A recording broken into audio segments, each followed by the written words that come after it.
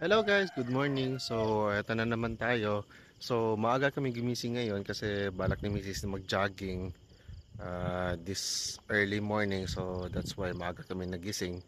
Actually, siya ang nauna tapos siya na ang gumising sa akin. So, eto, naka-attire na kami. Maya-maya na, lalabas na si Mrs. So, ano lang, maghanap lang kami ng magandang spot kung saan kami pwede mag-jogging. Actually, dito sa amin, okay naman. Kaso, syempre, araw-araw na namin itong dinadaanan So, ibang lugar na naman. So, bala kasi niya dun mag-jogging sa, Soto Grande, dun sa Crocodile Park, para at least tingnan man lang yung tindahan namin dun. So, paano? See ya! See you later. So bagong taon, bagong simula na naman. Pero bago ako magkwento, gusto ko muna kayong pasalamatan sa walang sawang pagsuporta at panonood nyo sa mga videos ko. Medyo delayed man ang mga release ko ngayon, pero sisikapin ko pa rin na humabol para makapag-share sa mga adventures ko, especially this 2025. Thank you po! And now, back to the show. Yun nga, bigla ang nag-decide si Mrs. na mag-jogging. Pero instead na dito sa subdivision namin, ay doon na lang mismo sa lugar ng bagong tindahan niya. Saan nga ba to? Well, pero bago kami dumiretso ay dumaan na muna kami ng palengke dito sa Turil. Bibili lang kami ng mga kailangan doon sa tindahan para sa paninda. Mga konting kakanin, kamote, saging at iba pa. Di na rin kami nagtagal dahil unti-unti nang lumalabas ang haring araw. Kaya umalis na agad kami. Saan nga bang punta namin?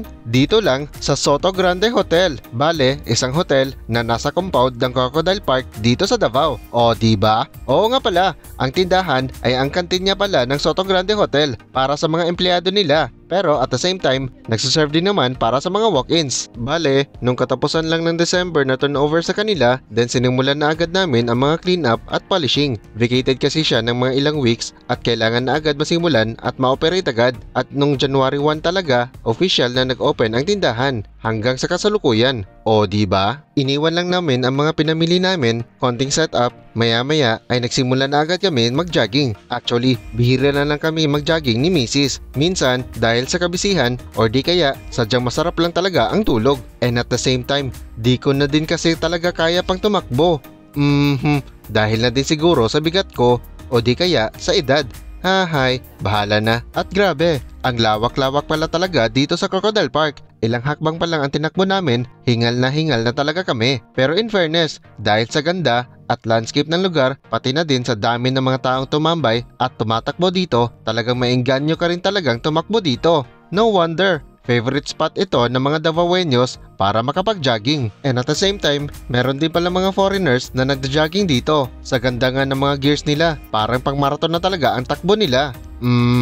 Marami ding mga pet lovers ang mga tumatakbo dito, tulad itong mga nadaanan namin. Grabe, sobrang laki at ang ganda ng mga dabuhalang asong ito. Buti naman, puro behave at mga mababait ang mga alaga, pati na din ang mga nag-aalaga nito dahil pinayagan kaming magpa-picture sa mga aso nila. Yehey! Oo nga pala, dahil sa lawak ng lugar dito, paminsan-minsan may hiniheld din ng mga concerts dito. Swerte na lang siguro kung di uulanin, siguradong kawawa talaga. Aside from that, dahil malapit na ang eleksyon, I'm sure gagamitin din ang venue ito para sa meeting di avance ng mga kandidato. Oo nga pala, maliban sa kantin namin, meron din palang ibang mga stalls dito para kainan. Also, maliban sa mga malalawak na mga fields, ay meron din silang mga recreational at sports activity area dito. May soccer field, golf course, at basketball court. Pero dahil nasa Pilipinas tayo, mas marami talaga ang tumatambay at naglalaro sa basketball court.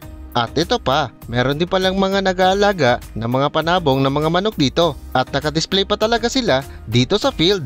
Astig diba? At syempre, dahil andito tayo sa Crocodile Park, di din tayo pahuhuli na dumaan ng Butterfly House at ang isa sa pinakasikat na nature park dito sa Davao, ang Crocodile Park mismo. Yippee! Kaso, dahil maaga pa masyado, kaya hanggang viewing na lang muna tayo sa labas dahil close pa sila. Actually, di naman talaga ganun katagalan ang takbo namin dito. Kasi sumasakit na din ang mga paa namin sa kakatakbo at kakalakad, pati na din ang buong katawan. Syempre, biglaan ang mga plano kaya nabigla din ang mga katawan namin. Ano pa nga ba? Hehe. Kaya dahan-dahan na muna kaming pabalik doon sa kantin. Kahit paika-ika na. Doon na lang din muna kami magpapahinga at magpapalipas ng oras. Tumulong na din kami doon sa tindahan. Napapadami na din kasi ang mga customers doon. And at the same time, nagkakape na lang din. Alright! Oo nga pala, ang kantin ay open from morning hanggang gabi at nagsuserve din kami ng mga breakfast, lunch, dinner at pwede ring pamirienda. Opens from Mondays to Sundays, pati na din holidays. Syempre, 24/7 kasi ang operation ng hotel at araw-araw may mga tumatakbo dito. Iba-iba din pala ang mga menu dito araw-araw, maliban dito sa mga pinakita ko. Oh, di ba? Grabe, di namin inakala kahit konting oras lang ang mga tinakbo at nilakad namin, pero parang ilang kilometro na din ang mga dinaanan namin. Dahil sa laki at haba ba naman ng compound. Yaan nyo sa susunod, baka mas makayanan na namin at saka baka mas mahaba-haba pa ang mga takbo namin.